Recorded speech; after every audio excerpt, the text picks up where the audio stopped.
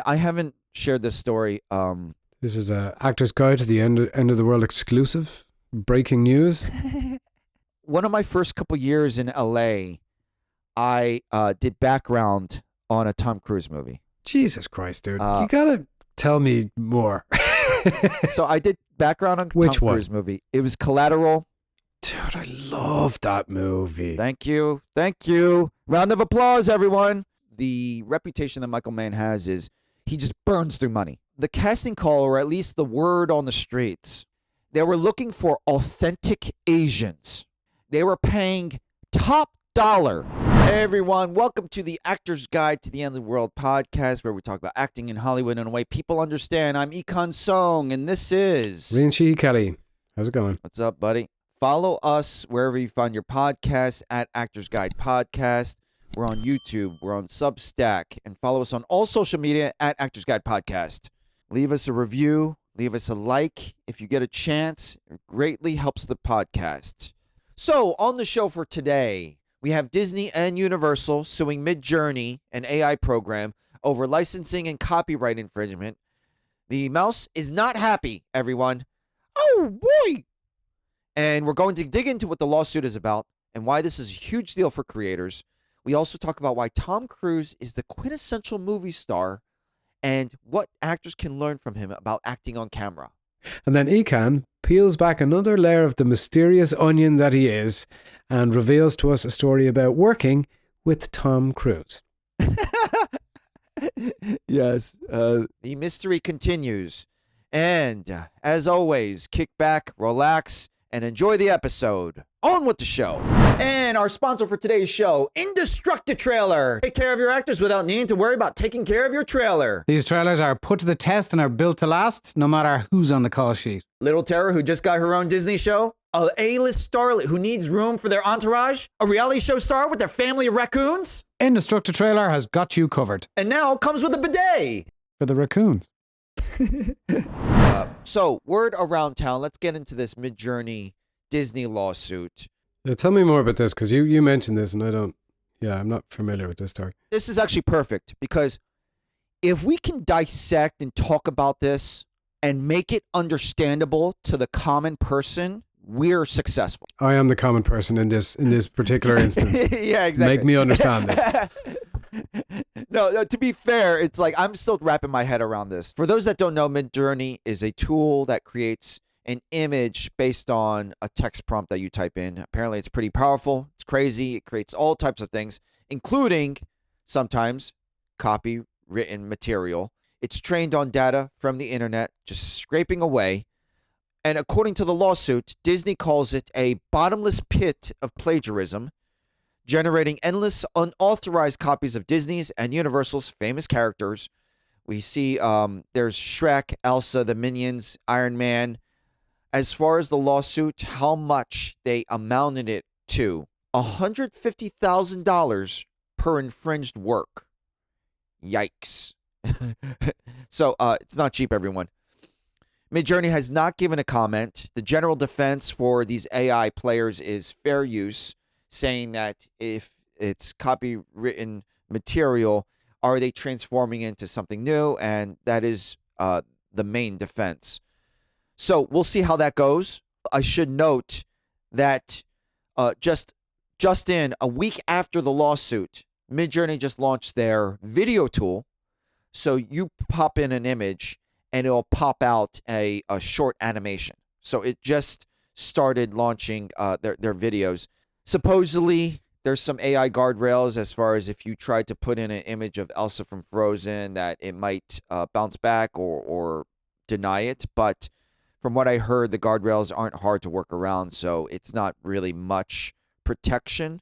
But that's where it stands right now. A couple years ago, we were striking against the studios. It was easy to demonize them and make them the enemy.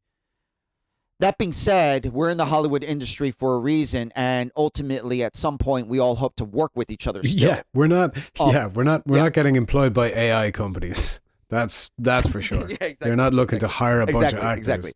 Except to train their AI models. I'm very pro-creator, and I believe in AI regulations.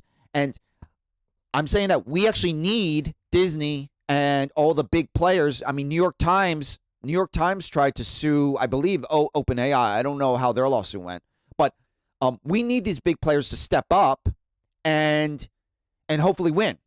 This is kind of a landmark lawsuit that would actually help all of us. So I just want to be fair, where sometimes we can make fun of and demonize some of these studios, but we actually really, really need them to win. It would be really great for us. Yeah, so if there's a GoFundMe that Disney is having to fund their legal fees, maybe you could chip in.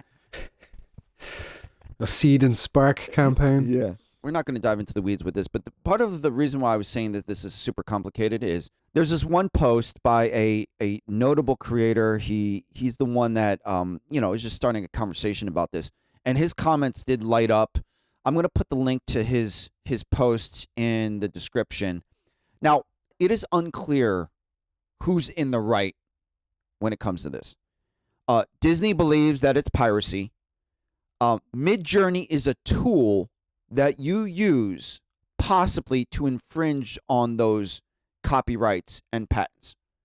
So I basically, if I create an image that's a beautiful replica of a Marvel product, who's in the wrong? Is it the user or is it Midjourney? Interesting. Okay. And this is where it gets complicated. So I'm going to just dive into the weeds. If you ever used Photoshop or any of those tools to edit or create, the argument is Midjourney is a tool that can create something, but is it a tool like using Photoshop? I can create a beautiful photo and make you look like, Iron Man or whatever. And I paid Photoshop to use that tool. And me as a user, I'm liable. I can't sell that property. Well, and make money. I think I'm infringing on copyrights. Yeah, and I understand that, but I think it's slightly different in the fact that if you use Photoshop, it requires some kind of skill on your part to manipulate a photo to do something. Whereas with any of these AI tools, you're just writing in a prompt. You're just throwing in a sentence, and it is using all of the technology and experience and scraping of data that it has built up over however long it's been in existence to generate something like that. So there's no real skill on the part of the user. Like you can't. That's a great point. You can't create it on your own. They're doing it. That's a great point, and that's actually one of the top comments and complaints. The issue with that is that doesn't hold up in a lawsuit. Interesting. So the difference in, one uses skill and one doesn't, then that doesn't hold up in the court of law because it's relative. Also, it's that's not what's being questioned here. Is because you have one tool that uses more skill than the other. That's kind of gray area. You know what I mean? But that is a great point for artists. That's where artists go, and that's what artists believe, which is fair, right? Like say for example, devil's advocate, there are people training and teaching people how to use AI better. Sure. So obviously you're not handcrafting beautiful images, but some people are making a lot of money teaching people how to prompt Midjourney better. Right. So there is a little skill, but obviously this is devil's advocate. Midjourney is also charging to use this service. So they are a business. They are not a free tool. They are a paid tool. And on top of it, the bonus is they are being able to train on everyone's previously established work and art. It's really unclear. You see all these AI experts just chiming and chomping at the bit and getting back at each other on these comments, and we're going to see. Yeah. It's going to be really interesting. But like I said, we want Disney to win. We're going to hope that Disney wins. I think we're all rooting for the mouse. I think it's very easy to just say AI is all bad or whatever. As it relates to this industry, it's not as simple as that. But I think you're right about the protections that need to be put in place, like the regulations to protect creativity, to protect, artists, to protect actors. But at the same point, I am pretty optimistic. I don't believe that AI will ever replace art in any kind of real way. I don't think people will swallow it. I think it will probably take a chunk of market share, maybe in movies, but I actually don't think that people will accept it as a primary form of entertainment, because I think there's something that it can't replicate. And so I don't know. Maybe it's stupid, but I'm sort of blindly optimistic that, movies and TV and art and everything will prevail over this. This does remind me of Tyler Perry nixing his studio. Tyler Perry was going to expand his studio in Atlanta, and he saw the power of AI. Keep in mind, this was a year ago, and he nixed the expansion. So, film and TV, and you can imagine that Tyler Perry is still going to continue to produce film and TV, yet it's going to change the landscape of how we produce. Yeah. Hasn't there been some controversy about Tyler Perry and union productions or union regulations? Is that? Yeah, exactly. We were definitely... Yeah. He was definitely polarizing. Yeah. I mean, here's the thing. I think, actually, I don't even know. I mean, I think we've talked a lot about this stuff. It's easy to just kind of black and white call someone out, yet there are so many things that he believes in. Obviously, he's very successful in creating his empire. There are a lot of things that creators can learn from, building from the ground up and establishing his niche and his audience, yet I guess... no one's perfect. No, but I still believe if you benefit from being, like, he's obviously a member of the union. And I think it was more earlier in his career where he got in trouble for, using, not using union contracts in his movies. And I don't know if that's the case anymore. But I think if you benefit from the union, then, it would behoove you to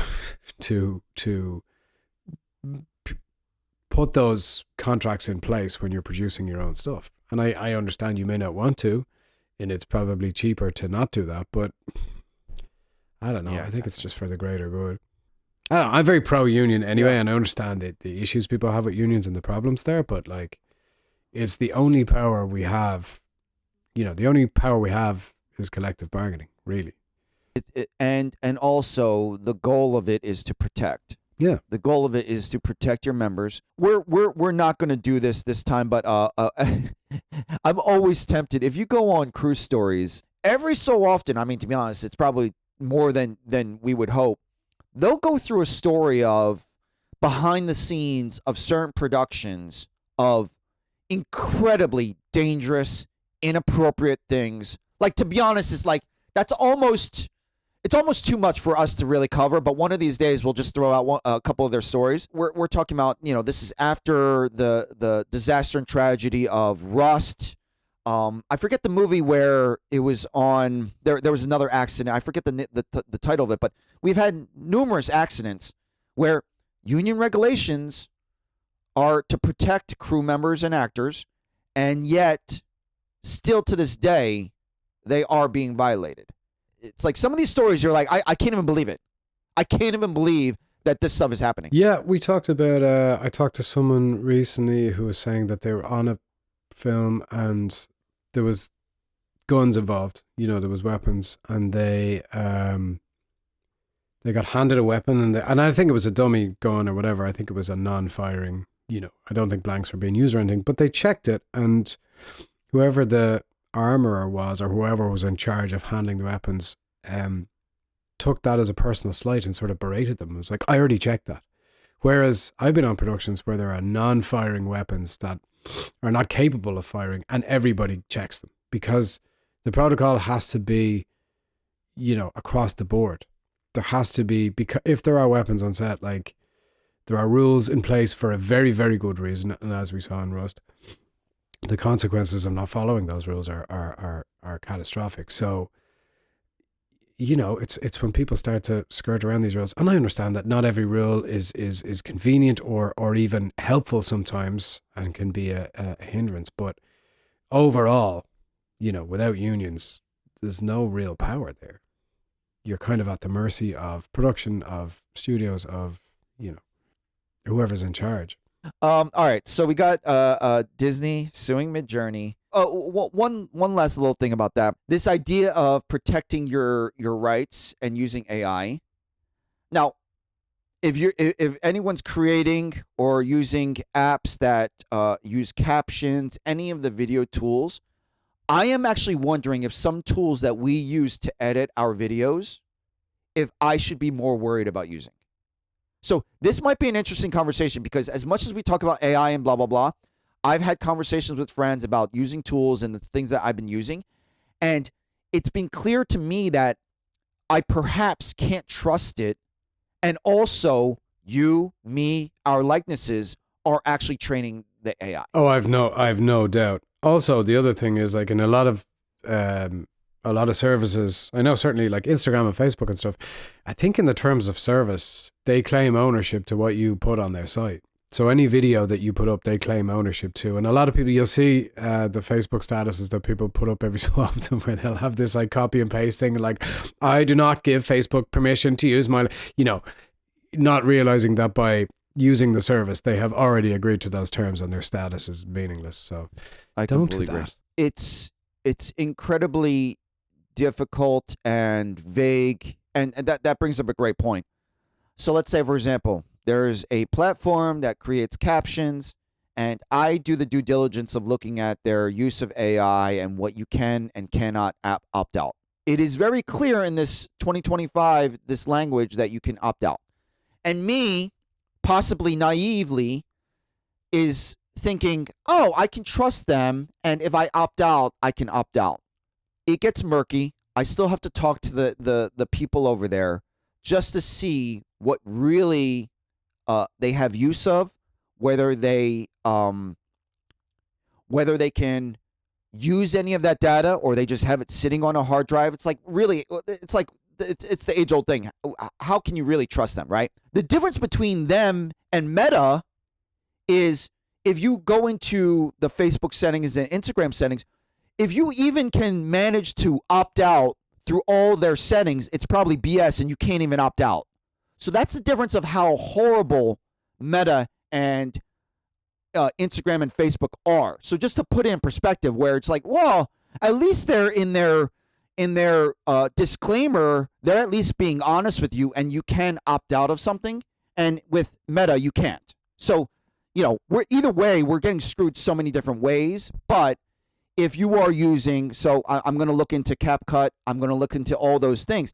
It's just me putting my money where my mouth is, to be like, if our likenesses and our voice is this valuable and we're actually fighting for these protections, well, we should probably be a little concerned about where we're putting all of our video and data. So yeah, I'm just, if there's any times to talk about it, well, this is an ongoing thing for me. I'm trying to figure it out. No, definitely. And I think AI adds a whole new layer to that, because I think, a phrase that I heard a long time ago was like, if a service is free, if the product is free, you are the product. Like, your data, your likeness, information that they collect about you, that's why it's free. Otherwise, there's no way to pay for it. And now AI has added another layer to that, where they can use you to train AI models. Whereas before AI, it was just your data. It was, information about you used to typically sell things back to you, to drive advertising, to drive sales, to drive commerce. So, but I would imagine that there is a very, very detailed profile of me and all of my shopping habits, my online activity somewhere, you know what I mean? So I don't trust any of these things. I assume there's some risk, some inherent risk assumed, I think, in using any of them, but how deep it goes, I don't know. But I don't trust, I don't trust that you can truly opt out of all this stuff, or that they are careful with your data, or that they protect it the way they say they do, because I don't buy it. And that's one of the things where it's like, if you opt out, I forget how they phrase it, but it's something weird and awkward. It's no humans will have access to it. No humans will have access to it. So have faith that all this AI, what's these duties in the background. Don't worry. No one can touch that. Yeah, no janitor's going to open the locker of your likeness and videos and have a gander through it, but AI will be right there scraping away. And it just flies out like ghosts. Yeah. All right. Well, So yeah, just things that keep me up at night. So, like we said last week, the news cycle and the news coming out of entertainment and Hollywood is not exactly the funnest right now. Um, there are some bright spots. Obviously, Mission Impossible 2 did really well, and Superman looks like it's going to do. Mission Impossible 2? Oh, I'm sorry. What did I say? Mission Impossible 2? I think we're up to Mission Impossible whatever. Mission 7, 8, Impossible 9. 9. I don't even know. I don't know. That says a lot about me. I am still living in Mission Impossible 2. That's like a Freudian slip there. That's just where my mind. Did you think Tom Cruise had mind performed is. all those stunts in the one movie where he jumped out of a plane? And yeah, I feel like those movies get overshadowed by the one crazy stunt that Tom Cruise does. That's all I kind of know from a lot of them, is that he does this in this one, and then he does this in this one, or he drives a motorbike off a cliff. Throwing a little love to, for good reason, because he's invigorating the theaters and film box office. Cruise, it just got announced. Tom Cruise will receive an honorary Oscar at the Governor Awards. So good for him. Now here's the thing. You're completely right. It's centered around a spectacle. There's going to be one huge, incredible stunt. Now, have you heard of any of these clips that have been going on with this press junket, this recent press junket? And I will throw out there, if you're ever in New York, I talked about this before, but the Museum of Moving Image is a museum dedicated to entertainment and the film world. They have an exhibit for the latest Mission Impossible. It is incredible. I didn't realize how much I appreciate and get excited for all those Mission Impossible movies, even though I can't remember any of the titles. They have a setup, a breakdown of each spectacle stunt in all of the films. A lot of the memorabilia, a lot of the actual, real props. Here's the thing. If you actually hear Tom Cruise talk about how much work he puts in, how much thought he puts in, breaking down the producing of it, he's essentially an assistant director on the film. Aside of what people think about Tom Cruise in his personal life, he's freaking badass. I can't he's deny incredible. it. And he gets people in the movie theaters, which is hard to do. Yeah, it is. And he does those stunts better than anybody. It is incredible. But one thing I've loved hearing him talk about in interviews recently is his understanding of the camera and how that works. Because in a lot of these stunts, he also has to be the cameraman depending on what the stunt is. So he has to completely understand focus and depth of field and how much. And he has to be so precise. He talked about one of the stunts. I think it was coming out of a plane where he had to get the distance between him and the lens within, they're talking millimeters. He had to understand where he would be exactly in focus and where he'd be slightly out of focus. And anybody who understands sort of focus pulling, it's a really precise science. You're talking millimeters either way can change where the focus is. Like if your eye has to be in sharp focus and you move it slightly, it could be the top of your cheek that's now in sharp focus and your eye is slightly blurry. So it's his understanding of that, and he talks about how it's important for actors to understand the camera and really work with it as a tool, like to really understand how that works. Which I don't know how what your experience of that is, but it's something that I'm starting to really look into a little bit more. Is that sort of the science of that and how the camera works? Because I think I always focused on trying to just not worry about it too much. There is a technical aspect. You have to do all of these performance related, put all this work into performance, but you also have to understand a certain amount of technical, there's a certain amount of technical knowledge there when you're working on screen in terms of hitting a mark, finding your light, all of that stuff that people talk about, that also has to go alongside all of the performance related stuff. So it sort of inspired me to really look into a bit more, the cinematography and how the camera interacts with certain things. I don't know. Oh, that's a great point. I love that. Let's talk about this a little bit more. So yeah, a lot of things come to mind. First off, just so back to the when you were saying about how Tom Cruise knows the camera, you're completely right, and that goes to how incredible an actor he is, but also as a producer and director. So I believe we're talking about the same story, but just imagine when Tom Cruise is flying a plane, it's just him and the plane, and for him to get the proper distance, it's him flying the plane and guiding the plane so he's in the perfect spot for that shot. Yeah. Yeah. So when we talk about us actors and we joke around about sometimes we can't hit a mark, he's flying a plane while also nailing wherever his mark is. That's just next level. The intensity of that man comes across in everything he does. I mean, and I don't mean that in a bad way necessarily, but he is laser focused and intense about everything. Oh yeah. When you said really intense, I never thought that was a negative at all, but it's funny how you caveated that. Well, it depends. I think some people can be put off by intensity. I think some people find it a bit, I don't know. I just wanted to clarify that I think. Would you ever say that about me? No. No, I don't think you're intense. Do you think you're intense? It looked like you were giving a proper answer because you were on video and being recorded. No, you're not. I don't. Do you find yourself intense? Do you think you're intense? I am.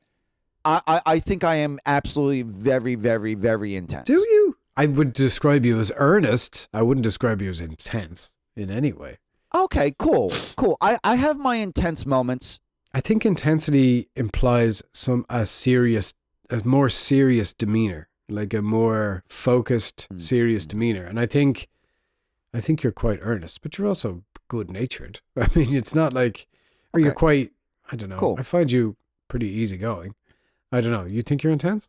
I didn't try to derail this into a therapy session, but if you'll indulge me. Well, no, I don't want to do it, but just tell me about your childhood for a minute. And this is part of the reason why I love acting, I love creating, is because I found an outlet to explore all these different things. And in a way, acting and art is, in a way, a nice way to therapize ourselves. Whether we know it or not. There's a word. Yeah. Did you just come up with that? I don't even know if that. I think I did, but I probably created it from someone else. Therapize yourself. Yeah, exactly. I think the best way to describe this is my life started out fairly intense. My childhood, my dad was a math professor. It was clear to me at a young age that if I didn't know how to multiply, I was an utter failure. And I saw it how he looked at kids my age. And we were 5, all utter failures if we didn't know how to multiply. I started playing piano at 7, started training in tennis around 9, competed through high school, and I did start to enjoy it, but those are just things that I did. I don't remember anything really except, I started to enjoy it. My mom loved piano, so I started to like playing that. But those are really intense things. I didn't study in school, but I got good grades. I got the highest SAT score in my high school. This is not a flex. I'm trying to work away from all that stuff. I was looking for an outlet. I was getting in trouble in school. I was acting out. And so ultimately, I try to keep a balance away from being so intensely focused on something, because I feel like you need a balance to actually, to be honest, I think it's bad for acting. I feel like there's a balance between locked in, focused, and working towards something, and then also letting go. I think that's where I'm getting at. I'm still learning at letting go. I'm still learning at letting go in acting, and I'm still learning letting go in in life. Yeah. So that's kind of how I look at intensity. I never thought intensity means that you weren't nice or good natured. No, I don't mean that. That wasn't a great description. I like having levels. Like, say for example, if I'm locked in like editing something, I am not in a sociable mood. Yeah. It's like I am very much in my world. Don't talk to me. Yeah. But it's one of those nice things, because as an actor, it's like actors have their version of that too, where it's like, when you're doing something and you're creating something, you kind of need the focus and you kind of need to be by yourself, and it's fine. But at no point do I feel like I'm not civil or social, nice to people around me. It's just No, I'm not. Yeah, I wasn't suggesting that. I think I phrased it poorly, but yeah, I don't know. I don't know if I have that intensity in me. I can be very. I think I'm a lot more focused on certain things than I would often give myself credit for. I mean, I've persisted with acting in a sort of a pretty focused way. Yeah. I've very much structured a lot of my life around it in many ways. But I don't know if I come across as intense. I think there's a difference when it comes to personality and demeanor, and I would not consider you intense. So I think you and me are maybe in the same world. Yeah, probably not super intense. Actually, let's go back to Tom Cruise here. I haven't shared this story. This is a Actor's Guide to the End of the World exclusive. Breaking news. So, we did have that old Tom Hanks story a couple episodes ago, but this is this is just kind of fun. One of my first couple years in LA, I did background on a Tom Cruise movie. Jesus Christ, dude. You gotta tell me more. Okay, all right, go on. I didn't want to oversell it. Yeah. So I did background on Which Tom one? Cruise movie. It was freaking the greatest thing ever. It was Collateral. He was nominated. Actually, I'm sorry, Jamie Foxx. What a movie. Thank you. Michael Mann. Thank you. Michael Mann. Round of applause, everyone. Round of applause, everyone. So, there's if you know the movie, you would love I know the movie. my scene was in the nightclub Oh, yeah. that Jamie Foxx and Tom Cruise are both at. It's a huge fight scene, etc., Great scene. etc. Great scene. I can't believe this, man. I can't believe I have never heard this before. Go on. At this point, this is just going to be a Tom Cruise little love fest, and then we'll call it here. So background on the set to give you an idea. Michael Mann.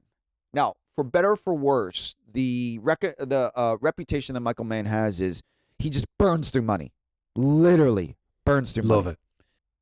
The casting call, or at least the word on the streets, was there's an Asian nightclub scene. They were looking for authentic Asians. Okay.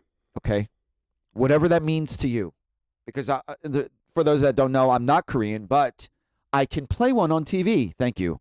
So, they're looking for authentic Asians, and this is where it comes to burning money. They were paying top dollar and a premium amount for background for authentic Asians. What's top dollar in background?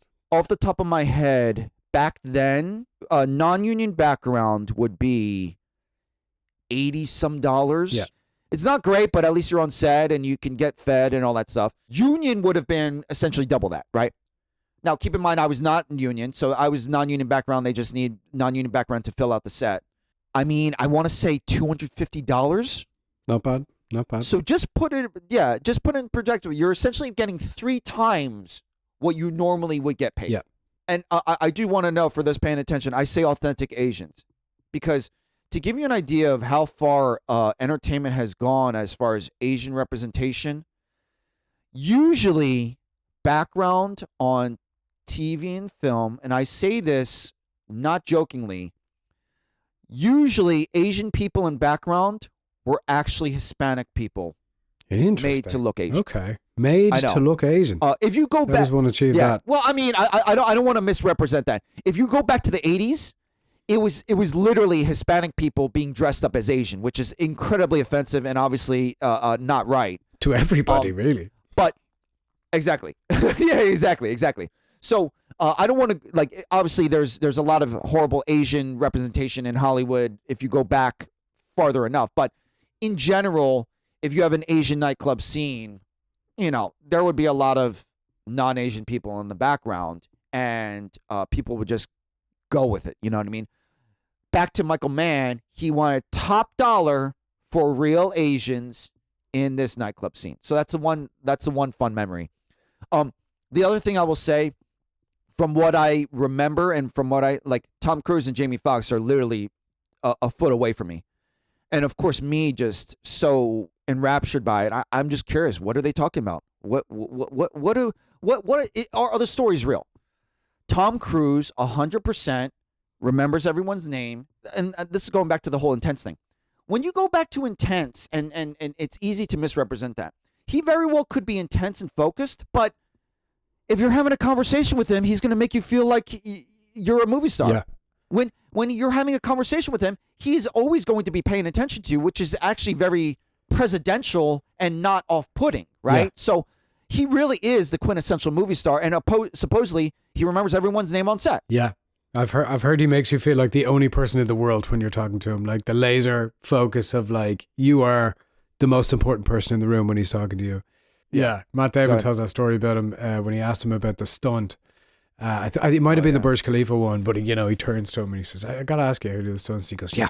So, we talk it through with the stunt guy. Going to do this and this and this. The stunt guy says, no way, you can't do it. So I get a new stunt guy. So it's like, yeah, I love that story. And then Matt Damon's like, wow, you don't have to twist my arm. I would have been out with the first stunt guy. Yeah, exactly. Yeah. For people that needed the money, my roommate was not an actor. He was Asian. Oh, sure enough, he was on that set working his ass off, and we were playing cards. We were, joking around with everyone. It was a party every day, 16 hours. We were getting paid out the wazoo, and it helped him stay in LA. He didn't have a job, but he needed that side job. We worked weeks on edge. Amazing. I remember it was Thanksgiving. It was Thanksgiving morning. We got out at 10 a.m. And that was just our life for that set. One day, it very well might have been Thanksgiving or the day before, Tom Cruise got in and out for all of us. He made an announcement. Nice. Of course, Tom Cruise, in his movie star way, he made an announcement, and he was like, guys, I'm so thankful that you guys are sticking it out, and, we're just a little bit longer, and he got everyone in and out, and, kept our spirits up. Dude, it was such a great time. So the last thing I will say, he was with a essentially famous stuntman. Of course, Tom Cruise is the star. He's choking out people who are, very established stuntmen. I want to say there was one time, and if you know the scene, you would remember it. The main guy that he's choking out in that fight scene, he literally almost put him out. Not ideal. That's the downside of intensity, I think. I want to say, I don't want to misrepresent that he was not safe to be around, but then again, I think it's an indication of you have one of the most established stuntman in the past 20 years, a legend, and Tom Cruise was strong enough to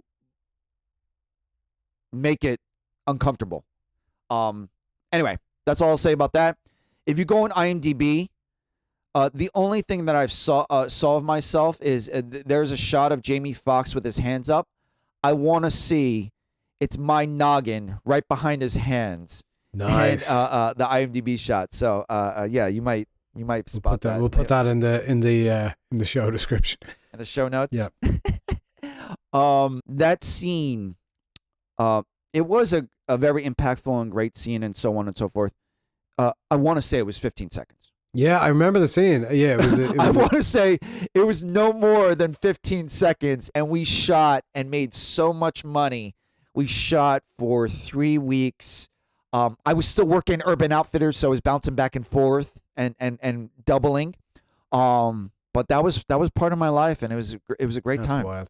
Let's wrap up with this actors working for camera, and kind of like what you're saying. I mean, both you and I do feel comfortable doing self-tapes, and I feel like this is the push in, hey, if actors didn't realize acting for camera was important, well, I sure hope you do now that we're doing self-tapes almost exclusively for film and TV. Yeah. I also want to add, being curious about the lens, knowing how it looks, knowing how the framing, knowing how to properly act for camera. I mean, knowing where your eye lines are. All of those things I'm really fascinated by, which is part of the reason why I love self-tapes. And we talked about this before, but like even the puzzle of how do I show this in a small frame without showing too much, learning like the power of stillness on camera and what, how that works. And I think I watch TV and film in a slightly different way now since getting deeper and deeper into self-tapes and doing more and more of them, and since more or less since the pandemic. But Yeah, it's just really interesting. It's Leslie talks about it, being 100% organic and 100% technical. There is a really technical side to any kind of screen acting that has to feel and look effortless. Like you're not trying, or you're not aware of it, but it's there, it's always there. Oh yeah, hidden gems. Oh yeah, hidden gems. So in a sparse week for hidden. Another joke? Nope, not a joke this week. You know what? It's not a hidden gem. It's not very hidden, but we were talking about this in class the other day, and a few people hadn't heard of it. So I just wanted to give another shout out.